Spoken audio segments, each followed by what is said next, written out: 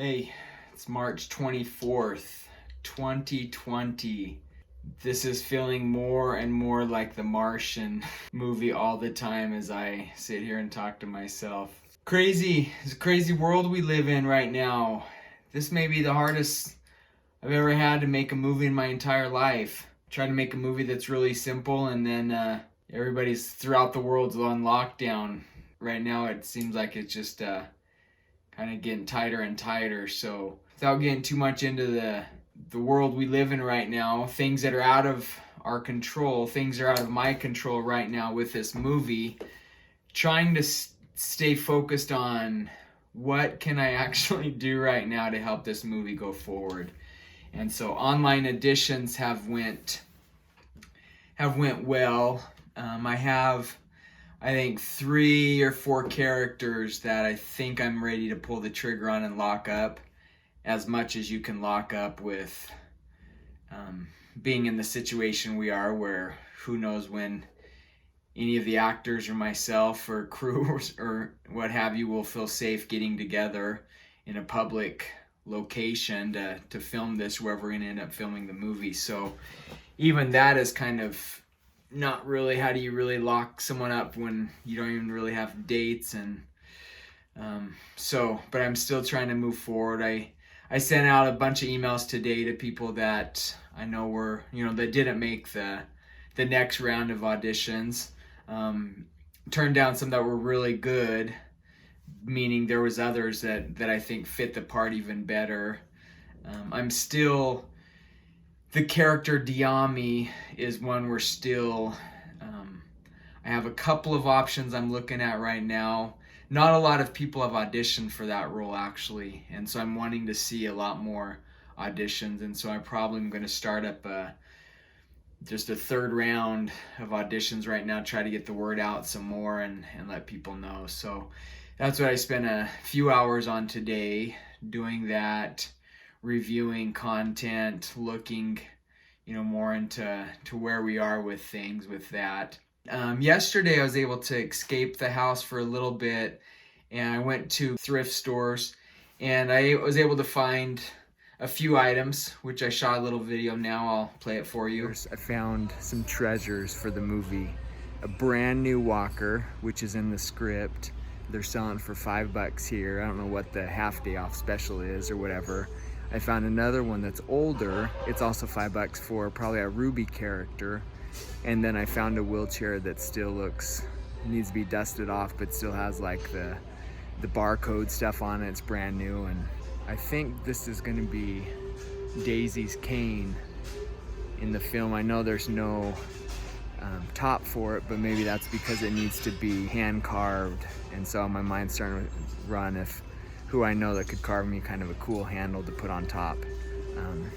I actually just thought of somebody as I'm saying this. So even with all the craziness on, still trying to make this film happen. It's crazy, and so anyway, I feel like literally some things just fell in my lap today. Even as I was headed out, I went and walked through the store, and then on the way out I saw a guy dropping off a new bike or something, or a new bike to the store, of course used.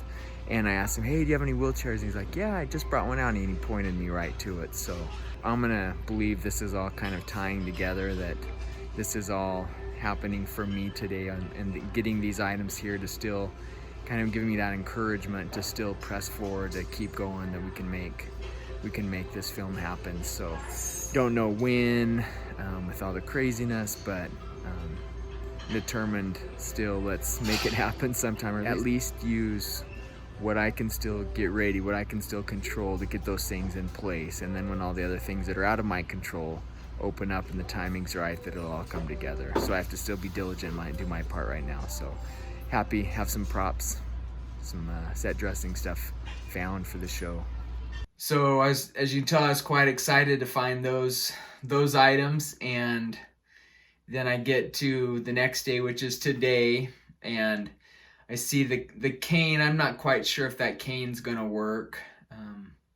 And the wheelchair and a couple of walkers, they'll be fine. I'll be able to use those in the movie. I did, from going to that store, I reached out to a company that made a couple of those items, and I'm in talks with them right now about seeing what the process is of possibly using. They make all kind of medical equipment, so we could literally create our own hospital room and then create our assisted living place that we need for the movie, which right now I'm looking is probably what we're going to have to do for those scenes, just because even when things lessen up a little bit, I'm sure assisted living centers and stuff hospitals are still going to be really hard to film anything at. And so I'm going into the mode of how do we prepare some of those other, kind of build our own sets for the hospital scenes and also some of that assisted living type scenes that we need. That's on the agenda. So that's some good progress I've made with that company. They've been sent them an email this morning. They've responded a couple of times already, so that's a good sign. Some progress there. Still reaching out to Arizona Cardinals. It's just hard when offices are shut down and people aren't there, and kind of limiting or have other, like working with grocery stores. There's a good grocery store I'm working with. Bash is trying to get permission to film in there, but they can't.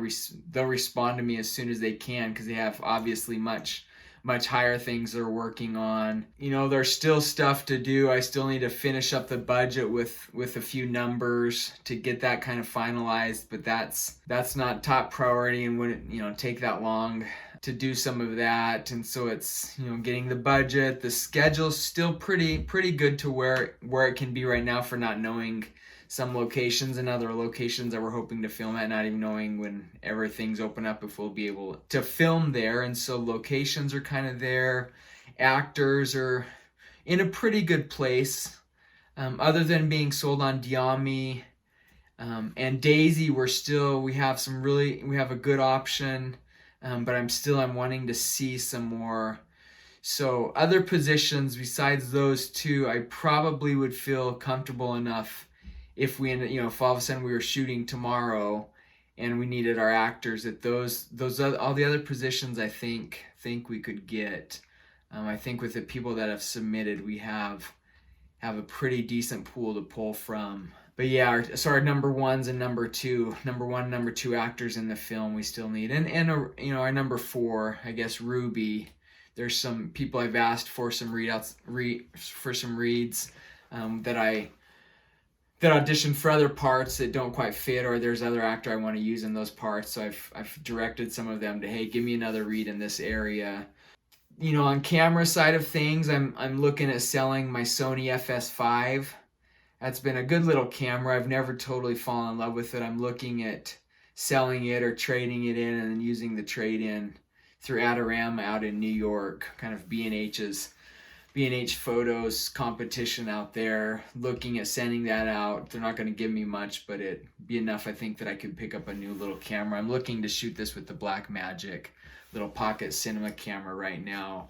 A lot of this stuff is probably, I've just told you in the last vlog of it, the struggle right now of our kids are 5 kids. 5 kids are home, and so we're trying to manage them a little bit more, and so it's a little hard to stay focused on work with some of that, which I think everybody in the world, or many people, are dealing with. So it's just a hard situation right now to be trying to produce a movie. Hollywood's pretty much shut down. We're all in it. That's one thing that is something that I'm admiring about just people. Seems like people are trying, in my little experience, people are trying to come together and help each other out, and for some reason that gives comfort to know really the entire world is in this together. That brings me a little more peace of mind, a little more comfort. Yeah, I applied for 3 jobs in the last few days. Applied for Amazon Flex, trying to drive in the afternoons. Ideally, I would still get up early and do my morning stuff, and then around 2 o'clock or so head out and try to get some income coming in. I was told right now they don't need any drivers in my area. I'm sure they're being flooded with people that are trying to pick up work too to get by. I've applied at a Fry's grocery store. I took a little photo of just this table they had with little index cards that were cut, 3x5 index cards that were cut in half. that they were just wanting you to write your name and your phone number down if you're interested. Said they're hiring. I was there. There was probably 6 or 7 others that were in the stack, so I threw mine down. I'm happy to have some work and do something too to try to bring in some little bit of income, just enough to, like, even it's just grocery money, and if you had money that you could actually get groceries to get. So that situation looks better. I've trusted that just, we have manufacturers that know that as fast as they can produce toilet paper, they're going to get it on the shelves because people are buying it. So it's good business for them too. And so I've trusted in that, knowing that wasn't going to be a huge concern. So, and then I applied at Costco, but right now I'd love just to get some hours in the afternoon, evenings of whatever, mowing lawns or whatever needs to get done to try to get some income coming in, and just feel myself slipping a little bit because I haven't had brought in much income for a few months because of focusing on this.